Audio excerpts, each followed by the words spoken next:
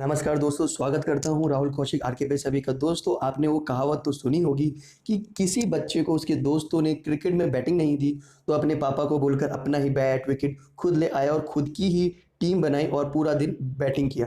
क्या Indian banking sector में भी ऐसा ही कुछ हो रहा है? आरबीआई ने रिसेंटली नए बैंक्स को ओपन करने के गाइडलाइंस को अनाउंसमेंट किया। इससे एनबीएफसी स्पेशली आईडीएफसी बैंक के शेयर 10% ऊपर गए।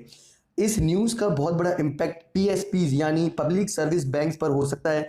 अगर आप इन्वेस्टर हैं तो अच्छे से पूरा वीडियो को एंड तक देखिए और समझने की कोशिश कीजिए कि क्या आपका पैसा कहाँ सेव होंगे और कहाँ इन्वेस्ट करने से पैसा आने वाले दिनों में प्रॉफिट कमा सकता है। उसके लिए राहुल कौशिक आरके को सब्सक्राइब कीजिए, मैं आप सभी से निवेदन करता हूँ, और वीडियो को लाइक कीजिए, शेयर कीजिए, सब्सक्राइब कीजिए। तो दोस्तों, उससे पहले जरूरी सूचना मैं आपको देना चाहता हूँ। अगर आप शेयर मार्केट में नए हैं और स्टार्ट करना चाहते हैं अभी, तो उसके लिए सबसे पहले डीमैट अकाउंट आप खोलिए एंजल ब्रोकिंग से, डिस्क्रिप्शन में जाके, जहां पर आपको फ्री वाला अकाउंट मिल जाता है 0 ब्रोकरेज डिलीवरी के साथ में। तो जानते हैं दोस्तों क्या है रिकमेंडेशन। आरबीआई ने रिसेंटली एक इंटरनल वर्किंग ग्रुप बनाया था जिन्होंने इंडिया के बैंकिंग सेक्टर में कुछ मॉडिफिकेशन लाने के रिकमेंडेशन दिए हैं। क्या है ये रिकमेंडेशन? बैंक प्रमोटर के शेयर होल्डिंग को 15 से 26% पेडअप वोटिंग करने के लिए बैंक ने रिकमेंडेशन दिया है। बैड कॉर्पोरेट को बैंकिंग सेक्टर में गाइडेड एंट्री देने की बात कही गई है। बड़े एनबीएफसीज को बैंक बनाने के लिए रिकमेंड किया गया है। पहले पॉइंट यानी प्रमोटर के शेयर 15 से 26% करने का प्लान को कैसे देखा जा रहा है उसके बारे में बात करते हैं। शायद ये इसलिए सही बोला जा रहा है और ये इसलिए किया जा रहा है ताकि प्रमोटर का बैंक के function and operation and decision पर ज्यादा कंट्रोल हो और इससे बैंक का ओवरऑल ऑपरेशन बेटर हो। जिन बैंक्स में प्रमोटर होल्डिंग को डायल्यूट किया गया है वहां प्रमोटर अपना होल्डिंग फिर से 26% कर सकते हैं, ऐसा भी कहा जा रहा है। क्या ये सही मायने में कुछ फायदेमंद चीज है? जिन बैंक्स ने 15% का होल्डिंग रखना है फिलहाल, क्या वो 25% करना चाहेंगे?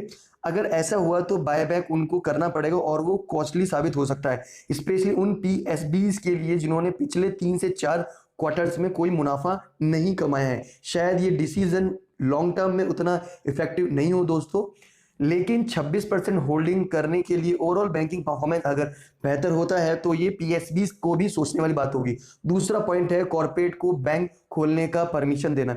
आरबीआई ने कहा है कि बड़े कॉर्पोरेट जिनका एसेट साइज 50,000 करोड़ या उससे ज्यादा है और जो 10 साल से कंपनी चला रहे हैं उनको बैंकिंग लाइसेंस दिया जा सकता है।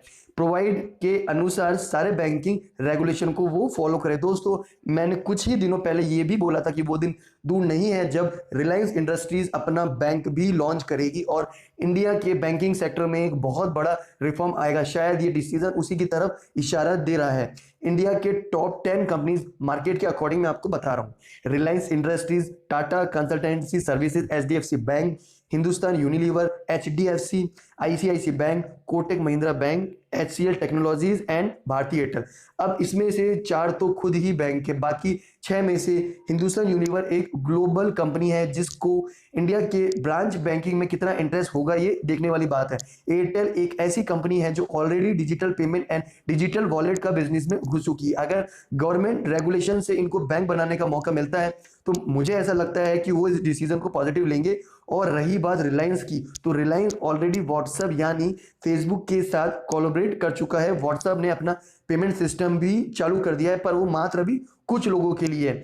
रिलायंस भी retail segment and technology sector में घुसने की कोशिश कर रहा है। शायद बैंकिंग सेक्टर में रिलायंस के लिए ऑटोमेटिक चॉइस होगा क्योंकि वो बाकी बिजनेस को स्ट्रीमलाइन कर चुका है और रिलायंस के पास वो एक्सपीरियंस एंड कस्टमर बेस दोनों। सोचिए आप कि अगर रिलायंस जियो के 400 मिलियन कस्टमर को अगले जियो के रिचार्ज में एक रिलायंस बैंक अकाउंट फ्री मिलने लगे कुछ भी बिना किए, तो फिर महीने के अंदर जियो के पास में 400 मिलियन कस्टमर होंगे अपने बैंक के लिए और फिर वो लोग रिलायंस रिटेल और रिलायंस डिजिटल में सारे शॉपिंग में स्पेशल डील पा सकते हैं जो किसी और वेंडर यानी अमेजन या फ्लिपकार्ट में नहीं मिलेगा। मुझे लग रहा है कि ऑटोमेटिक चॉइस होगा रिलायंस के लिए और इसी से वो बाकी रिटेल प्लेयर्स यानी अमेजन को पीछे छोड़ सकता है और इंडियन बिजनेस इंडस्ट्रीज का बेताज बादशाह बन सकता है। क्या ऐसे होने वाला है दोस्तों? आप मुझे कमेंट करके जरूर बताइएगा कि आपकी क्या राय है इस पर। तीसरा पॉइंट दोस्तों, तीसरा पॉइंट है स्मॉल फाइनेंस बैंक को बैंक में ट्रांसफॉर्म करना। एग्जिस्टिंग स्मॉल फाइनेंस बैंक को अगर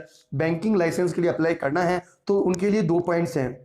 पहला पॉइंट, उनको टोटल ऑपरेशन 10 साल या उससे ज़्यादा होना चाहिए, टोटल ऑपरेशन ईयर 3 साल या ज़्यादा, और market capital universal banking licence के लिए जरूरी यानी 1000 करोड़ होना चाहिए। इन दोनों में से कोई भी क्राइटेरिया मीट हुआ तो स्मॉल फाइनेंस बैंक यानी एसएफबीज को बैंकिंग लाइसेंस के लिए अप्लाई कर सकते हैं।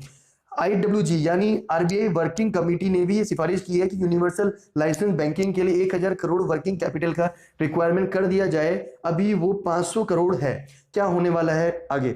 दोस्तों, अब तक हमने सिर्फ न्यूज़ देखा, नंबर देखी, रेगुलेशन को देखा, लेकिन अब मैं जो बताने जा रहा हूँ वो आपके लिए बहुत ही अच्छा वाइटल न्यूज़ साबित होने वाला है, क्योंकि ये एक्चुअल एनालिसिस जो आपको कहीं और नहीं मिलेगा दोस्तों, सिर्फ राहुल कौशिक आरके पे उपलब्ध है।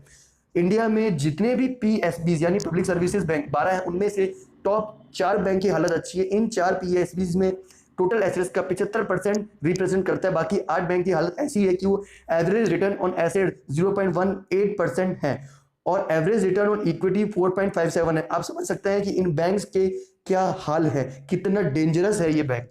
इनको वर्किंग कैपिटल के लिए टाइम टू टाइम सरकार मदद करती है तो ही ये बैंक अच्छे से प्रोसेस कर पाते हैं। गवर्नमेंट इसी प्रोसेस को बंद करना चाहती है। अगर मेजर कॉर्पोरेशन बैंकिंग सेक्टर में आ गए तो इन पीएसबीज को आराम से मर्ज किया जा सकेगा और कुछ बड़े कॉर्पोरेट के साथ में स्मॉल फाइनेंस बैंक्स को भी छोटे पीएसबीज के साथ में जोड़ दिया जा सकेगा। अब सवाल ये है कि ये सब पीएसबीज को प्राइवेट कर दिया जाएगा तब क्या पेंशन और ये जो भी बेनिफिट अभी गवर्नमेंट में उपलब्ध हैं वो भी क्या रहेंगे? आरबीआई कमेटी का ये कहना है कि सब कुछ वैसा ही रहने वाला है और शायद बेहतर होगा, क्योंकि बैंक्स का ऑपरेशन स्ट्रीमलाइन होगा और प्रोसेस भी बेहतर होंगे।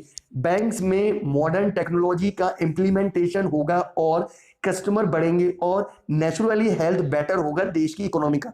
लेकिन इसका एक अपोजिट साइड भी है दोस्तों, ये बैंक सरकार के प्रॉपर्टी है और अगर सरकार चाहे तो इसमें प्रॉपर कैपिटल इन्फ्यूज करके कॉर्पोरेट गवर्नेंस को प्रमोट कर सकती है।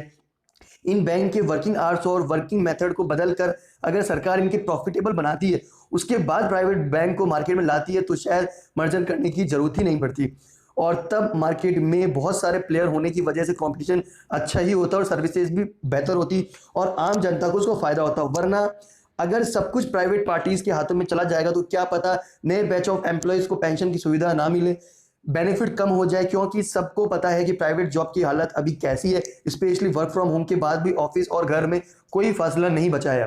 तो अभी देखना यह है कि देश की इकोनॉमी के इस बुरे दौर में क्या देश की फाइनेंशियल सिस्टम रिफॉर्म करने के डिसीजन में कुछ कोई अच्छी न्यूज आने वाली है या फिर एक वन टाइम पॉलिसी चेंज करने की तरह ही ये होने वाला है, जिससे आखिर में सिर्फ बड़े कंपनीज मिलेनियर्स और बिलियनियर्स कमा के निकल जाएंगे और इन्वेस्टर लक्ष्मी विलास बैंक के शेयर होल्डर की तरह हाथ में हाथ रखकर और शेयर को पकड़ के रह जाएंगे। तो दोस्तों, उम्मीद करता हूं आपके ये सब कुछ समझ में आया ही होगा और मैं ये भी आपसे निवेदन करना चाहूंगा कि दोस्तों राहुल कौशिक आरके को सब्सक्राइब कीजिए ताकि मैं और इंटरेस्टिंग वीडियो आपके लिए बनाता रहूं। इस वीडियो को शेयर कीजिएगा, जबरदस्त तरीके से इसको शेयर कीजिए। धन्यवाद दोस्तों।